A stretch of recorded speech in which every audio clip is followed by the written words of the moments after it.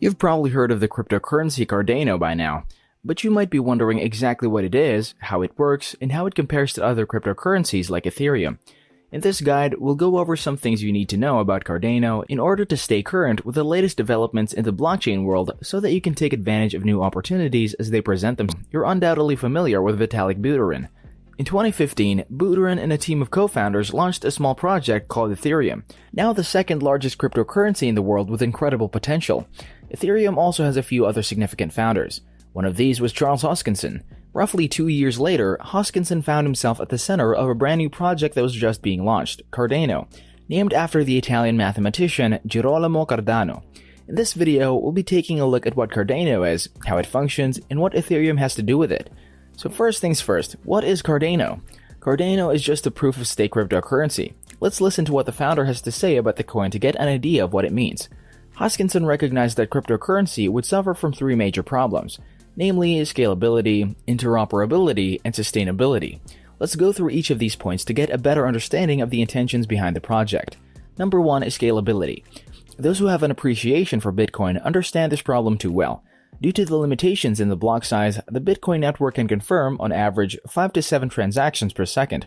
This is minuscule when compared to the Visa Beast that can confirm tens of thousands of transactions per second. Bitcoin's debate about block size raged on for years, but no matter the cryptocurrency, scaling the project to the influx of users is crucial. As Hoskins has said, we want things to happen faster as more people use a system, not slower as many of them do. He claims that for the network to operate at the same level with greater speed, a blockchain needs to be capable of scalability proportionate to its usage. Cardano, to deal with this issue, uses epochs that subdivide the various entities validating the blockchain. Precisely, they use slots and nodes, meaning anyone can act as a validator of the blockchain. If you would like to serve as a slot leader, you can do so. The term doesn't have to be something you can relate to, but it does explain how Cardano's proof-of-stake algorithm is able to scale. Cardano has designated this system as Ouroboros. However, it warrants its video because of its complexity. Here's a short explanation. Slots can be divided into even smaller parts, which can help the network be flexible. The second obstacle is interoperability. This is an old-fashioned problem with high roots. Let's think about this using a real-life example of wireless networking. You may know that when you set up a wireless network in your house, you need to connect your devices to a router so that the signal reaches them. All Apple devices will only be compatible with Apple routers, which obviously doesn't serve any practical purpose. This is probably considered a monopoly by the US government. How does Cardano prevent that problem? It can link Cardano and other cryptocurrencies to the old-school blockchain technology, something called the KMZ sidechains protocol. This is the crypto equivalent of being able to easily trade American dollars for euros or British pounds. In contrast to other cryptocurrencies, Cardano is already proactively working on a solution to the lack of compatibility between tokens by making use of bridges. Before we go on to the third problem, we'll appreciate it if you take some time to subscribe to our channel and like the video. Also, hit the notification bell for more informative videos about crypto. Moving on, the third concern is sustainability. Either Cardano or any other cryptocurrency could be in charge of all of our financial activities. So for us to sustain the system, we would need to guarantee that it never stops working.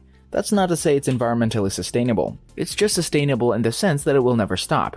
On the other hand, many claims that Cardano is environmentally sustainable because it proof-stake and employs a proof-of-work mechanism.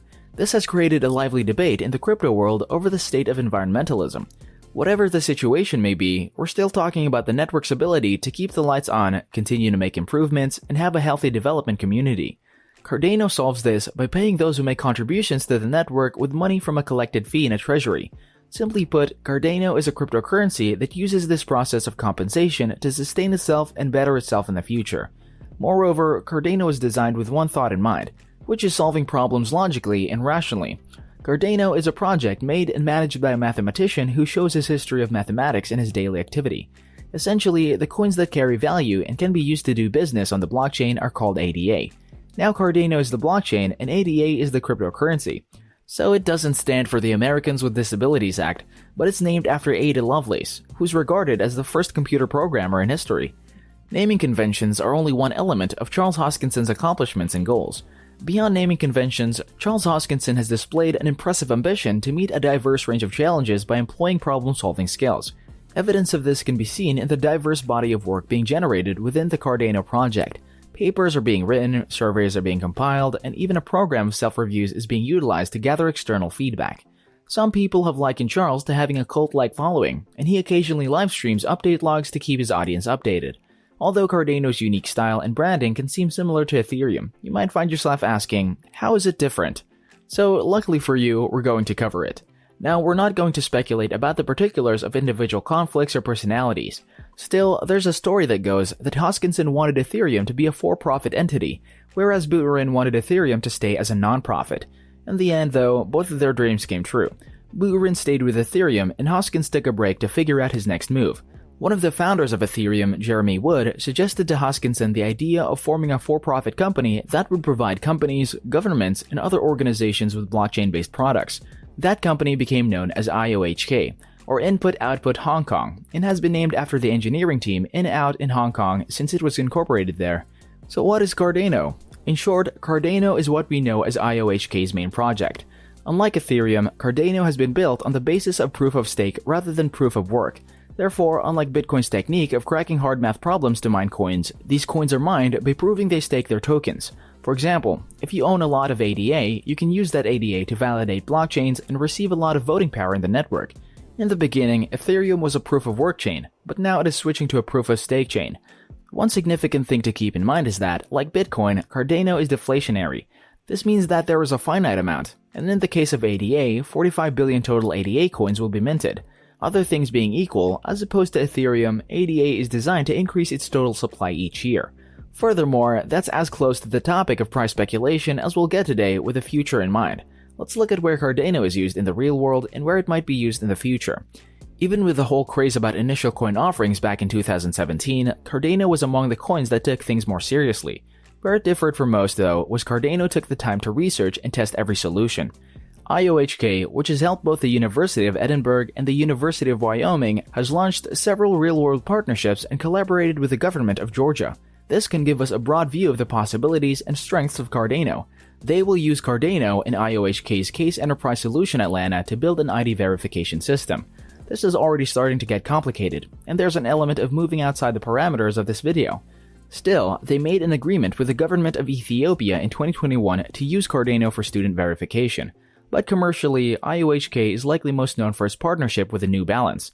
New Balance has tapped IOHK to verify the authenticity of its sneakers. All in all, Cardano works in a very similar way to VeChain, authenticating supply chains using a blockchain. IOHK has a detailed and accurate plan for Cardano's future, which has 5 phases, or arrows. As a result, it addresses 4 main areas of concern: foundation, decentralization, smart contracts, and scaling. Safe to say, whatever the future utility of Cardano is, they'll always have a plan in place. And so that concludes this video. If you have any questions, don't hesitate to leave them in the comments below. We thank you all for watching, and we'll see you in the next video.